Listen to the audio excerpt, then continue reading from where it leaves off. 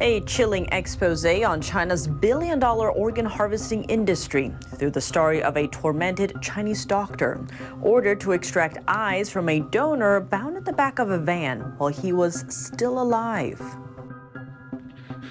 And I said, I can't do it. I can't.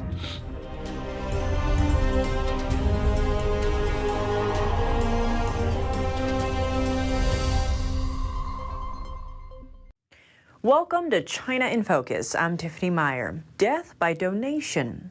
Reports of surgeons turned executioners in China are nothing new. But for a Chinese doctor, it is his first time stepping forward with his real name to tell a deeply personal narrative, accompanied by profound horror. Zheng Zhi, a then resident doctor at one of China's largest military hospitals, recounts how he witnessed a man's kidneys and eyes carved out for transplant while he was still alive. Now he's shedding light on China's horrifying forced organ harvesting industry. Just a warning, some viewers may find the following content disturbing. I was ordered to take one of his eyeballs by the soldier on the other side. And the nurse handed me a hemostat. I really couldn't stand it. And I said, I can't do it. I can't. The horror Zheng witnessed took place in 1994 inside a van guarded by armed soldiers, then staffed with 5 surgeons and nurses. He thought they were on a secret military mission near a prison around China's northeastern Dalian city. But what followed has stayed with him for decades. I looked at him. He was looking right at me. This man at my feet during the operation, he was really looking at me. His eyes were moving.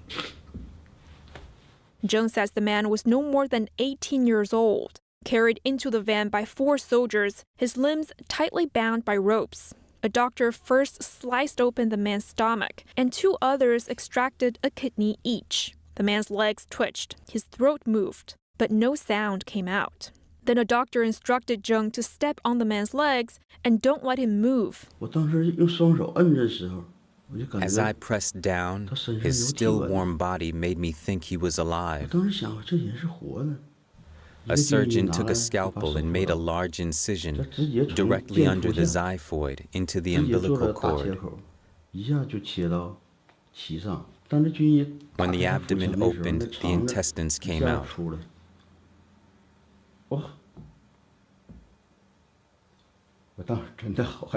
And I was really terrified. Another surgeon pushed the intestines aside and retrieved a kidney.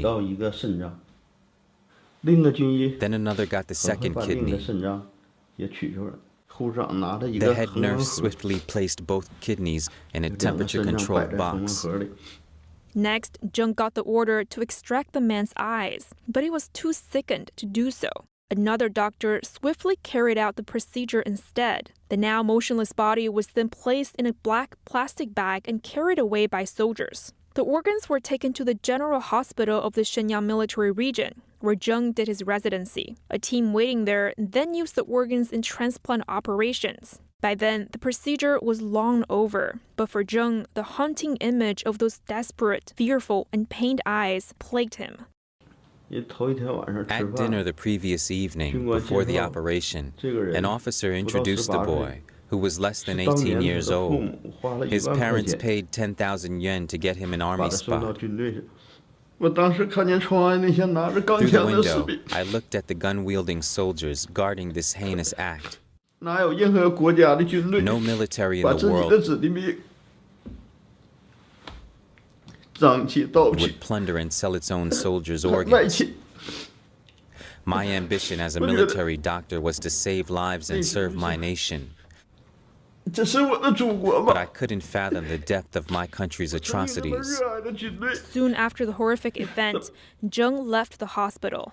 But little did he know what happened in that van in 1994 would soon become an industrialized killing apparatus in China, set up to extract organs from prisoners of conscience and sell them on demand. Within 2 decades, the mass-scale, state-sanctioned forced organ harvesting ballooned into a billion-dollar industry. In the 2020 China Tribunal judgment, it said Falun Gong practitioners have been one and probably the main source of organ supply. They don't consent. They don't even know it's happening. We called it a cold genocide in the sense that it's not happening all at once. It's happening slowly over time. David Mattis is an international human rights lawyer and one of the world's leading researchers of forced organ harvesting.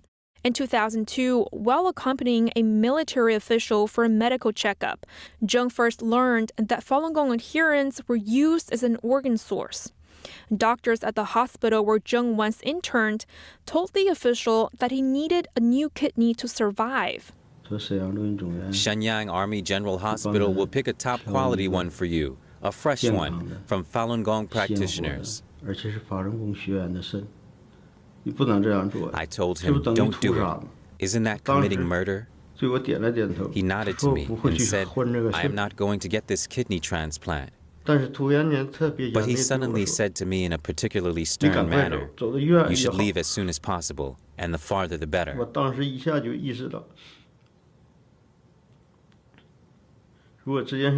I realized I might be silenced if the story got out.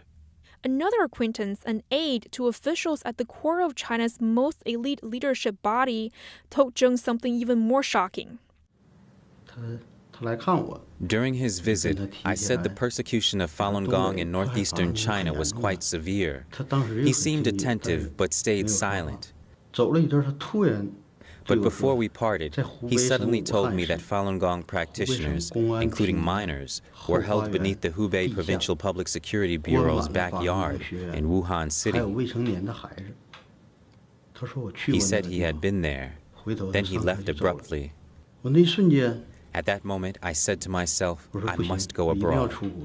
Zheng adds that to boost transplant profits, the military set up green passages at airports to aid the swift transportation of organs across the nation. He also says infectious disease units inside military hospitals had all become dens for forced organ harvesting. To avoid citizens from becoming complicit, U.S. lawmakers have taken steps to prevent Americans from engaging in transplant tourism to China. But Mattis says the killing of prisoners of conscience for their organs is still ongoing. They're continuing to advertise transplant tourism. So, and the institutions are still functioning. I mean, they haven't closed down these transplant hospitals. Zheng obtained refugee status while in Thailand and moved to Canada in 2007. Zheng says he's been looking for the right media outlet to share his story. Because should he make the wrong choice, not only would he get himself into trouble, the issue wouldn't get the spotlight it needs. He acknowledges the concern of potential retaliation from Beijing, but says the issue is bigger than himself. He says that he has carefully preserved his records, and that when the Chinese Communist Party falls and faces judgment, he will take the witness stand, adding that justice will prevail.